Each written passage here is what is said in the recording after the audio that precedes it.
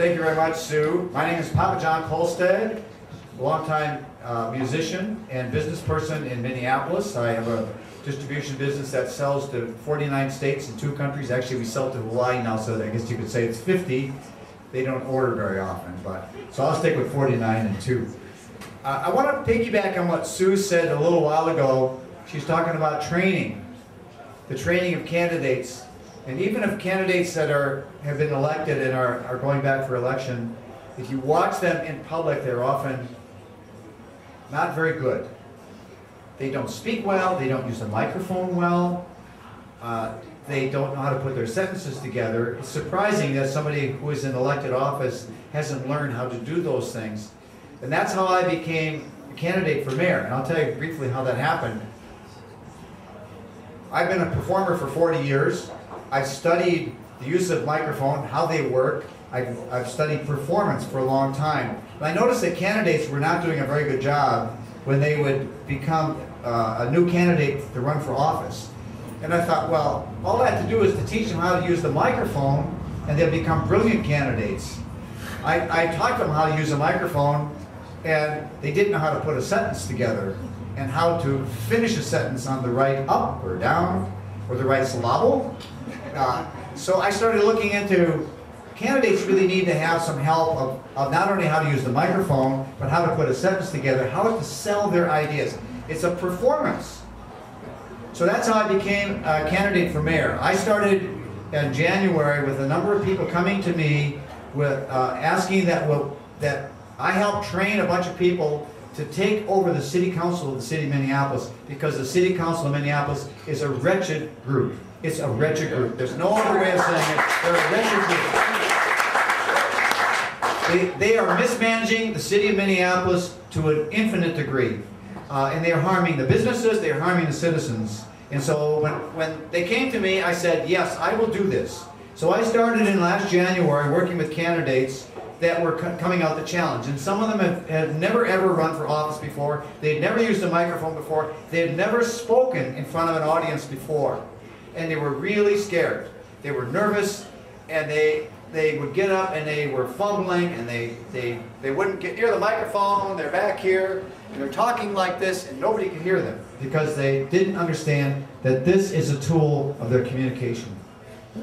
Well, I worked with them for a number of months, and then a fellow named Nick came by and saw what we were doing, and he said, I have another group of candidates that really need to come in here and do this. And they were a bunch of Republicans from the western part of Minneapolis, and they came in, and we realized that they had the same message that all the rest of us had, that the city of Minneapolis is being mismanaged to an infinite degree.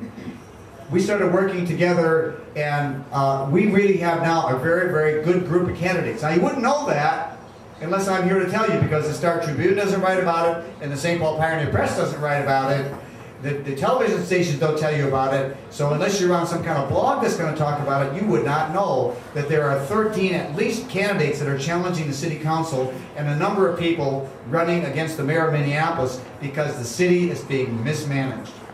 So after I worked with these people for a number of months, I became quite friendly with them, and they looked to me as the teacher, so I'm sort of being looked up to by all of them, but then they turned on me. Nick led the way. They turned on me, and they came to me and they said, we need somebody to head the ticket. We need somebody to challenge the mayor. We need somebody with name recognition, somebody that knows how to make a speech, and somebody that has principles, and we want you to be our candidate. Well, we argued for 2 months saying there's no way to do this, but you can see that they finally convinced me of this. The reason that I finally accepted is because Nick convinced me that we can win this. The people of the city of Minneapolis are tired of poor management of their city. And I think that after 30 years of running a company, after running my own business as a performer for many years, I've got that ability. And I will tell you a couple of the issues very quickly. One is that small business is being devastated in the city of Minneapolis. Maybe in St. Paul, I don't know how it is over here, but traditionally St. Paul has been better with small business than Minneapolis has been.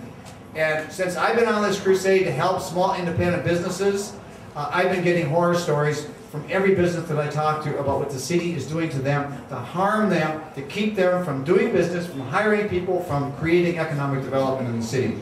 So that's one of the issues, but it's worse than just what they do to the business, it's what they do to the people of the city of Minneapolis.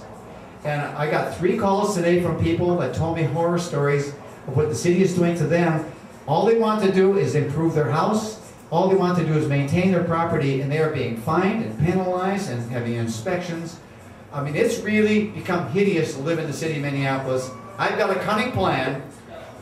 I think we actually can make the city of Minneapolis a friendly place, be there to help business to open, to run, to expand, to create jobs, to create economic development. We can do all of those things. We have to have a city council change. We need a mayor change. I'm ready to do my job to be the mayor, and we have some very good people actually to cover the political spectrum that are willing to go in and really change this city. So thank you very much. Thank you, Sue. It's so good to see you again.